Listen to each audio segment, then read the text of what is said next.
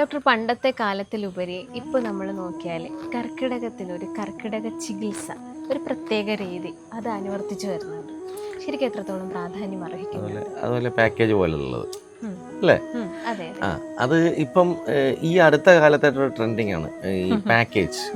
പക്ഷെ നമ്മൾ ആ പാക്കേജിലുപരി രോഗബലവും രോഗീബലവും അനുസരിച്ച് വേണം, ഒരു വൈദ്യ നിർദ്ദേശപ്രകാരം വേണം നമ്മൾ ഇങ്ങനെയുള്ള ചികിത്സാ പാക്കേജുകളൊക്കെ എടുക്കുമ്പോൾ ഒരു ഡോക്ടറെ പോയി കൺസൾട്ട് ചെയ്ത് ആ ഡോക്ടറുടെ നിർദ്ദേശാനുസരണം നമ്മൾ ചെയ്തു കഴിഞ്ഞാൽ ഒരു പ്രയോജനമുണ്ടാവും.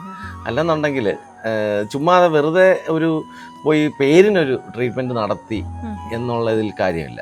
ആ രോഗിക്ക് അനുയോജ്യമായിട്ട് ആ ശരീരത്തിന് വേണ്ടതിനെ നമ്മൾ ഫിൽട്ടർ ചെയ്ത് എടുത്തിട്ട് വേണം നമ്മൾ ചെയ്യാൻ. നമ്മളതായിട്ടുള്ളൊരു ട്രീറ്റ്മെൻറ്റ് പ്രോട്ടോകോൾ പ്ലാൻ ഫോളോ ചെയ്ത് പോകുന്നതിനായിരിക്കും ഏറ്റവും സുഖം. അല്ലാന്നുണ്ടെങ്കിൽ ഈ ശരിക്കും പറഞ്ഞാൽ പഞ്ചകർമ്മ ചികിത്സയ്ക്ക് പ്രാധാന്യമുണ്ട്.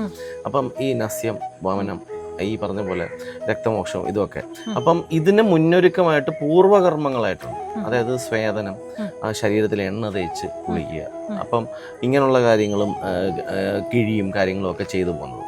അപ്പോൾ ഇങ്ങനെയൊക്കെയുള്ള സാഹചര്യത്തിൽ ട്രീറ്റ്മെൻറ്റിന് അഭ്യംഗത്തിനൊക്കെ പ്രാധാന്യം വളരെ പ്രധാനമാണ്. അറ്റ്ലീസ്റ്റ് ഒരു എണ്ണ തേച്ചെങ്കിലുള്ള കുളി നമ്മൾ അഭ്യംഗം ദിനം ആചരേത് എന്നാണ് പറയുന്നത്.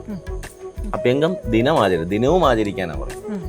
അഭ്യംഗം ദിനവും ആചരിക്കുക എന്ന് പറയുമ്പം നമ്മളുടെ ശരീരത്തിലെ എണ്ണ ഇങ്ങനെ ഒന്ന് തടകുമ്പോൾ തന്നെ ആ ഒരു സ്കിന്നിനൊരു സ്നിഗ്ധത, പിന്നെ ബ്ലഡ് സർക്കുലേഷൻ അതനുസരിച്ച് വർദ്ധിക്കുകയും ലിംബാറ്റിക് സർക്കുലേഷൻ ഇമ്പ്രൂവ്മെൻറ്റ് വരികയും ചെയ്യും.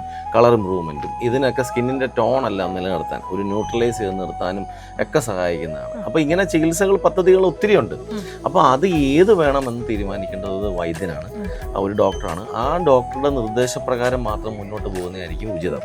അല്ലെന്നുണ്ടെങ്കിൽ ചിലപ്പോൾ ചില ആൾക്കാർ ഈ ചില സ്പായോ അങ്ങനെയുള്ള സ്ഥലങ്ങളിൽ പോയിട്ട് വെറുതെ അത് ഏത് എണ്ണയാണ് യൂസ് ചെയ്യുന്നത്, ആപ്റ്റായിട്ടുള്ള എണ്ണ ഏതാണെന്ന് പോലും അറിയാത്ത രീതിയിലാണ് പ്രവർത്തിച്ചുകൊണ്ടിരിക്കുന്നത്. അപ്പോൾ ഈ പഞ്ചകർമ്മ ചികിത്സയ്ക്ക് എല്ലാ ആൾക്കാർക്കും ചിലപ്പോൾ എലിജിബിൾ ആവണമെന്നില്ല.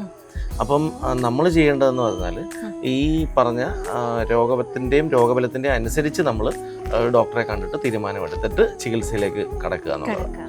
അപ്പം ഈ ഊർജ്ജ ചിത്രഗതമായിട്ട് അത് മേളിലോട്ടുള്ളതിനാണ് ഈ പറഞ്ഞ പോലെ നസ്യം ഡ്രോപ്സ് ഒക്കെ, മെഡിക്കേറ്റഡ് ഡ്രോപ്സ് ഇൻഡ്യൂസ് ചെയ്തിട്ട് എല്ലാം എക്സ്പെൽ ചെയ്ത് പുറത്ത് കളയുന്നതിന് വേണ്ടി. പിന്നെ വിരേചനം, അതായത് വയറിളക്കുന്ന പരിപാടി. അപ്പം അതെല്ലാം ശരീരത്തിൻ്റെ ടോക്സിൻസിനെ പുറന്തള്ളുക. പണ്ടൊക്കെ ഇടയ്ക്ക് ചെയ്യുമായിരുന്നു എല്ലാവരും, ഒരു ഗുളികയെങ്കിലും മരുന്ന് കണ്ടിട്ട് കഴിച്ചിട്ട് വയറിളക്കുന്ന ഒരു സ്വഭാവം ഉണ്ടായിരുന്നു. ഇപ്പം അതൊന്നുമില്ല. അപ്പം അങ്ങനെ അതാണ് പലതരത്തിലുള്ള നമ്മുടെ ടോക്സിൻസ് നമ്മളുടെ ശരീരത്തിൽ മാലിന്യങ്ങൾ കെട്ടി അടിഞ്ഞു കൂടി കിടക്കുന്നത്. അതായത് ഇപ്പം നമ്മളിപ്പം ഈ പറഞ്ഞ പോലെ കിഡ്നി സംബന്ധമായിട്ട് എടുക്കുകയാണെങ്കിൽ തന്നെ ക്രിയാറ്റിൻ, യൂറിക് ആസിഡ് ലെവലിലൊക്കെ വേരിയേഷൻസ്, പിന്നെ അതുപോലെ തന്നെ ലിവറിൻ്റെ SGOT, SGPT, AST നമ്മൾ ആധുനികപരമായിട്ട് നമ്മൾ എടുക്കുകയാണെന്നുണ്ടെങ്കിൽ ഇതെല്ലാം കോറിലേഷനുണ്ട്. അതാണ് അതിൻ്റെ രീതി.